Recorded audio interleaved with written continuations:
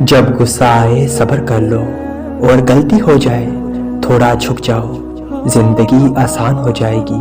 کچھ غلطیاں ایسی ہوتی ہیں جو کبھی بخشی نہیں جاتی، اس لیے سوچ کر دل توڑا کرو۔ کسی کو بیوقوف نہ سمجھنا، کیونکہ کچھ ایسے لوگ ہیں جو تمہارے سامنے بیوقوف بن کر تمہیں حقیقت کے اندر آزما رہے ہوتے ہیں۔ جس شخص کو یہ پسند ہے کہ اس کا رزق بڑھا دیا جائے، اس کی عمر بڑھا دی جائے، وہ ہمیشہ صلہ رحمی کرے۔ میرے رب کریم کا انداز بہت نرالا ہے، سب کچھ عطا کر کے کہتا ہے کوئی مانگنے والا؟ تمہاری سلامتی اسی میں ہے کہ اپنے منہ کو زیادہ بند رکھو، کیونکہ جب تک مچھلی کا منہ بند رہتا ہے وہ کانٹے کی گرفت میں نہیں آتی۔ دل کی تسلی کے لیے تو اتنا ہی کافی ہے کہ مالک نے کچھ اور ہی سوچا ہوگا۔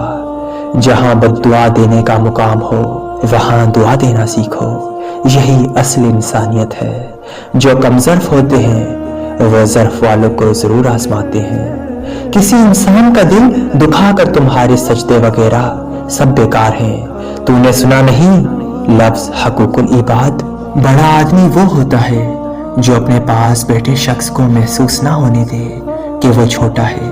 باکردار اور مضبوط لوگ شکایت نہیں فیصلے کرتے ہیں۔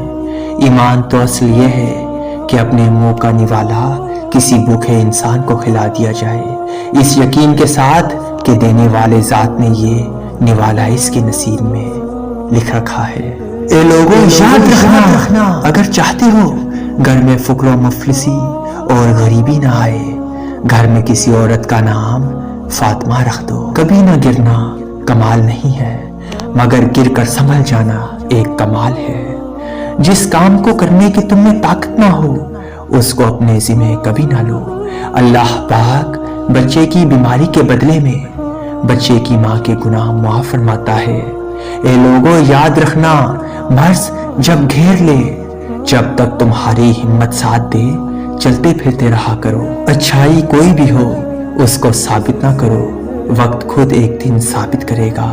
اگر کسی کی اصلیت پتہ کرنا چاہتے ہو تو یہ دیکھو کہ وہ اپنے سے نچلے لوگوں کے ساتھ کیسا سلوک کرتا ہے، نہ کہ اپنے ہم سفر لوگوں کے ساتھ کیسا پیش آتا ہے۔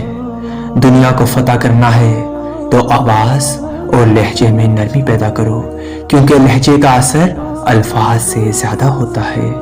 جب روٹیاں 3 ہوں اور کھانے والے حضرات 4 ہوں، تب صرف ماں کی آواز آتی ہے کہ مجھے بھوک نہیں ہے۔